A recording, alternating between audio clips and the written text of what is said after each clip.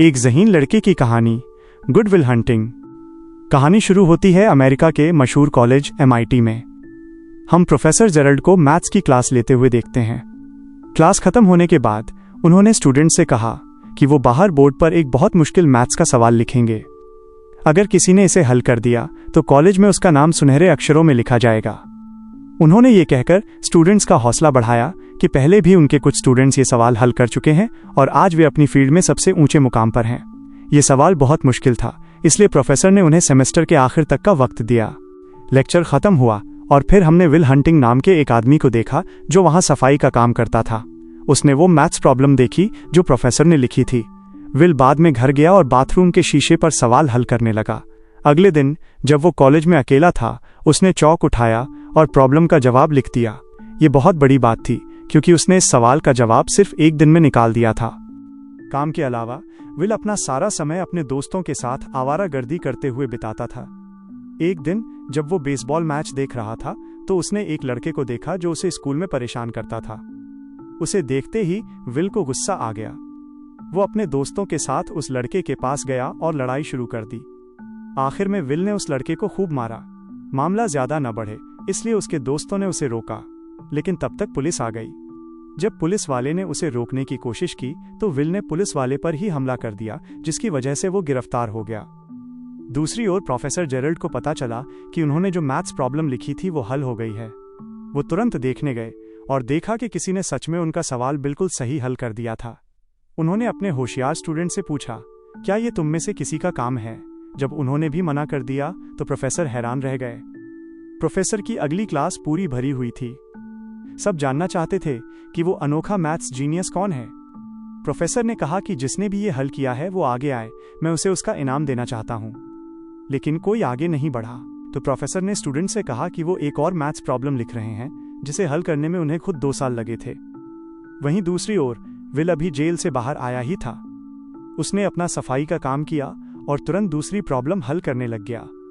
उसी वक्त जेरल्ड अपने ऑफिस से बाहर आए और उन्होंने विल को बोर्ड पर लिखते हुए देख लिया।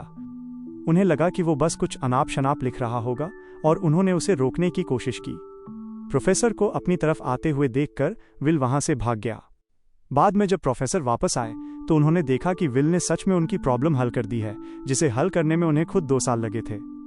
अब उन्हें पता चल गया था कि वो छिपा हुआ मैथ्स जीनियस कौन है।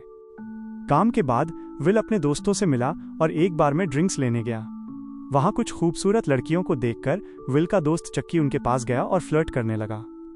लड़कियों को इम्प्रेस करने के लिए चक्की ने झूठ बोल दिया कि वो MIT में पढ़ता है।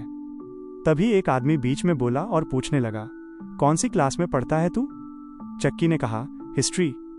वो लड़का समझ गया कि ये झूठ बोल रहा है।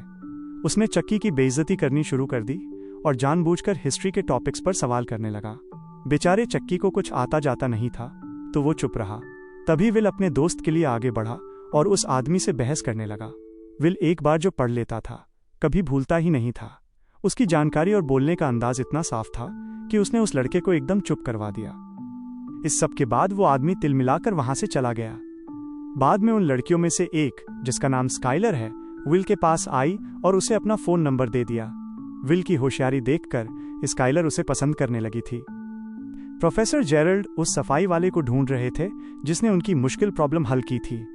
ढूंढने के बाद उन्हें विल का कॉन्टैक्ट नंबर मिल गया, जिसके बाद वो सीधा विल की कोर्ट की सुनवाई में पहुंच गए। उस पर पुलिस ऑफिसर पर हमला करने का केस लगा था। जज ने कहा कि तुम्हारे ऊपर पहले से चोरी और मारपीट के आरोप लगे हुए हैं और अब मैं पुलिस से हाथापाई को नजरअंदाज नहीं कर सकता। और आखिरकार जज ने उसे जेल भेज दिया और कहा कि अगर वो जमानत चाहता है तो उसे $50,000 देने होंगे। जेल में उसकी मुलाकात प्रोफेसर जेरल्ड से हुई, जिनके पास उसके लिए एक डील थी। प्रोफेसर ने कहा, मैंने जज से बात कर ली है और मैं तुम्हें छुड़वाने के लिए तैयार हूं, लेकिन तुम्हें मेरी 2 शर्तें माननी होंगी। एक, पहली शर्त, विल प्रोफेसर जेरल्ड के साथ मैथ्स की क्लास लगाएगा। 2, दूसरी शर्त, उसे काउंसलिंग लेनी पड़ेगी, यानी दिमागी इलाज। विल इस बात पर हंसने लगा, लेकिन वो जेल में भी नहीं रहना चाहता था। उसके पास कोई और रास्ता नहीं था, इसलिए उसने सारी शर्तें मान ली। जल्द ही उसने अपनी मैथ्स की क्लास प्रोफेसर जेरल्ड के साथ शुरू कर दी, जो विल के तेज दिमाग को देखकर हैरान रह गए।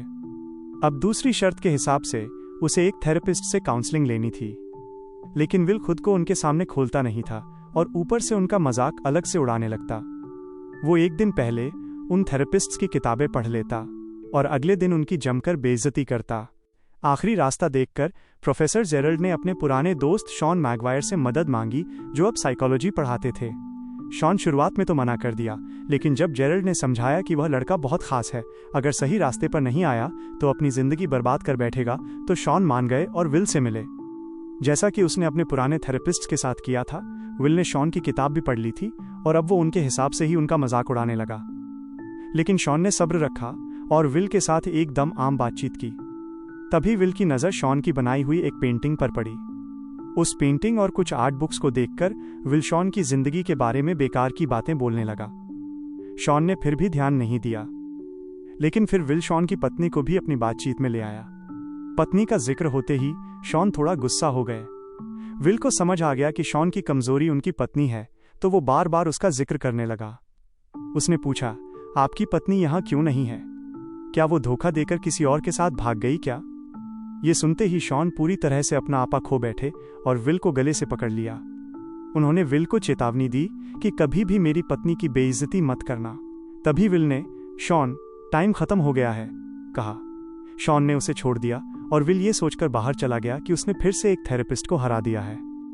शॉन का मूड देखकर प्रोफेसर जेरल्ड को लगा कि वो और सेशंस के लिए नहीं मानेंगे, लेकिन शॉन ने कहा, हाँ, मैं करूंगा इसकी काउंसलिंग। अगले हफ्ते से लगातार ले आओ इसको मेरे पास। स्काइलर से प्यार। काउंसलिंग के बाद विल स्काइलर के साथ डेट पर गया। डेट पर विल को पता चला कि स्काइलर एक बहुत ही अमीर परिवार से है और इस वक्त हार्वर्ड में पढ़ रही है। उन दोनों ने एक दूसरे के साथ बहुत अच्छा वक्त बिताया। विल जब अगले हफ्ते शॉन से मिलने आया तो शॉन उसे एक पार्क में ले गए और उससे बात करने लगे। उन्होंने विल से कहा, तुमने जो कुछ भी बोला, मैंने उस बारे में बहुत सोचा। आखिर में मुझे यही समझ आया कि तुम दिमाग से एक छोटे बच्चे हो जो ये जानता ही नहीं है कि वो क्या बोल रहा है। तुम बदतमीज हो। मैं समझता हूं तुम बोलना नहीं चाहते, शायद कोई डर है तुम्हारे अंदर। लेकिन एक बात याद रखना, कभी तो तुम्हें बोलना ही पड़ेगा, वरना जिंदगी की सारी अच्छी चीजें खो बैठोगे। अगले दिन विल अपने दोस्त चक्की के साथ मजदूरी करने गया। उसने स्काइलर को फोन किया, लेकिन वो बात करने से डर रहा था। शॉन के साथ अपने तीसरे थेरेपी सेशन में विल ने एक शब्द भी नहीं कहा और शॉन ने भी नहीं। दोनों पूरा 1 घंटा चुप रहे। चौथा सेशन भी इसी तरह शुरू हुआ, लेकिन फिर विल ने शॉन को एक जोक सुनाया। इसे एक हिंट मानकर कि विल अब बात करना चाहता है, शॉन ने उससे पूछा कि क्या तुम्हारी कोई गर्लफ्रेंड है? विल ने उसे स्काइलर के बारे में बताया कि कैसे उनकी पहली डेट बढ़िया गई, लेकिन अब बात नहीं हो पा रही। विल ने कहा, मुझे लगता है स्काइलर मेरे लिए बहुत ज्यादा अच्छी है और अगर मैं उससे मिलता रहा तो सब कुछ खराब हो जाएगा। कभी न कभी तो वो समझ ही जाएगी कि मैं उसके लायक नहीं हूं। शॉन ने उसे समझाया, कोई भी किसी से बेहतर नहीं होता। हर किसी में कुछ चीजें अच्छी, कुछ खराब होती हैं, लेकिन जरूरी बात बस ये है कि वो इंसान आपके लिए सही है या नहीं। इस बारे में और समझाते हुए शॉन ने अपनी पत्नी के बारे में बताया। वो बहुत अच्छी इंसान थी, बहुत प्यार करता था मैं उससे। विल और शॉन दोनों ने खुलकर हंसना शुरू कर दिया। इसी पल वे दोनों थोड़े करीब आ गए और विल को अब शॉन के आसपास थोड़ा आराम, कंफर्टेबल महसूस होने लगा। स्काइलर से अलगाव और नौकरी का डर। शॉन की बात मानकर विल स्काइलर के कॉलेज में गया और उसे दोबारा बाहर चलने के लिए कहा। स्काइलर ने कहा कि मैं तुम्हारे साथ बाहर जाना चाहती हूँ, लेकिन मुझे एक बहुत ही मुश्किल प्रॉब्लम हल करनी है जिसमें कई दिन लग सकते हैं। विल ने कहा, वो सवाल मुझे दिखाना।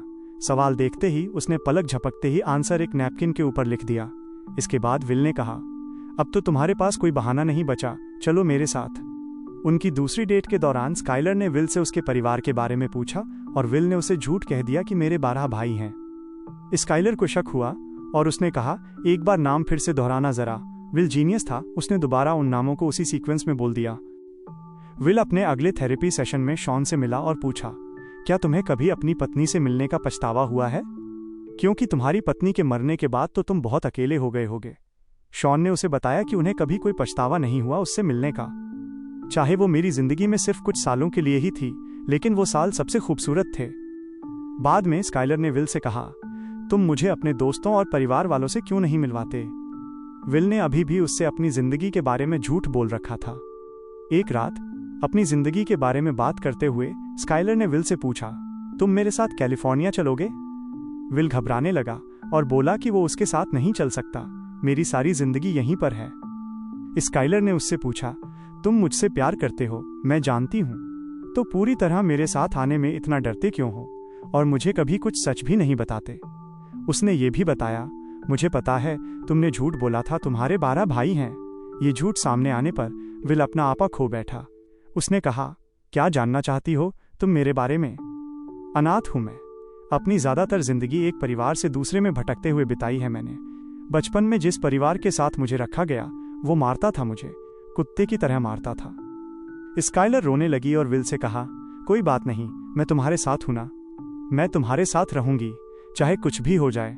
लेकिन विल ने उसे दूर कर दिया और कहा, मुझे किसी की मदद नहीं चाहिए। विल को डर था कि अगर उसने किसी को पास आने दिया और फिर वो इंसान उसे छोड़कर चला गया तो वो सह नहीं पाएगा। स्काइलर ने रोते हुए कहा, मैं तुमसे बहुत प्यार करती हूँ, कभी तुम्हें छोड़कर नहीं जाऊंगी। लेकिन विल ने झूठ कह दिया कि मैं तुमसे प्यार नहीं करता और वहां से चला गया। सच्चाई का सामना और आजादी। प्रोफेसर जेरल्ड के बहुत कहने पर विल ने आखिरकार नौकरी के लिए हाँ कह दिया। लेकिन विल को इस तरह की नौकरी में कोई दिलचस्पी नहीं थी, इसीलिए उसने अपने दोस्त चक्की को इंटरव्यू में अपनी जगह भेज दिया। थेरेपी सेशन में शॉन ने विल से पूछा कि वो अपनी जिंदगी में क्या करना चाहता है। इस पर विल ने मजाक में कहा, मैं तो भेड़ बकरियां चराना चाहता हूँ। शॉन ने उसे अपने ऑफिस से निकलने को कहा, अगर ईमानदारी से जवाब नहीं देना तो जाओ। इस पर विल गुस्सा हो गया और शॉन पर चिल्लाने लगा। शॉन ने फिर से पूछा कि वो अपनी जिंदगी में क्या करना चाहता है। विल दोबारा से चुप रहा। शॉन ने उससे कहा, चला जा यहां से, जा। अगले दिन चक्की से बात करते हुए विल ने कहा कि मैं कोई नौकरी नहीं लेने वाला और अब तो स्काइलर भी चली गई। दोनों भाई यहीं पर कंस्ट्रक्शन का काम करेंगे आराम से। ये सुनकर चक्की ने अपने दिल की बात कही। उसने विल से कहा, देख 10 साल बाद मैं तो यहीं मिलूंगा, लेकिन अगर तू 10 साल बाद यहां मिला ना तो मुझे बहुत दुख होगा। मेरा एक ही सपना है, सुबह जब मैं तुझे लेने तेरे घर जाता हूं ना, मेरे दिल से हर रोज आवाज आती है कि काश आज ये साला यहां ना मिले, कुछ अच्छा कर रहा हो जिंदगी के साथ। शॉन के पास आज एक फाइल थी जिसमें विल के शरीर की तस्वीरें थीं, जिसमें उसके सौतेले बाप की मार के निशान थे। शॉन ने विल के सामने आकर कहा, जो कुछ भी तुम्हारे साथ हुआ बेटा, वो तुम्हारी गलती नहीं थी। विल ने हामी भरी, पर शॉन बार बार कहते रहे, ये तुम्हारी गलती नहीं थी, नहीं थी बेटा, नहीं थी। आखिर में विल ने कहा, मुझे पता है, पर शॉन फिर भी बार बार बोलते रहे, तुम्हारी गलती नहीं थी, नहीं थी, मान लो इस बात को। ये सुनकर विल की आंखों में आंसू आ गए। उसने शॉन को धक्का दिया। शॉन ने फिर से कहा कि जो कुछ भी हुआ तुम्हारी गलती नहीं थी, और अब आखिर में विल टूट गया। उसने शॉन को गले लगा लिया और जोर जोर से रोने लगा।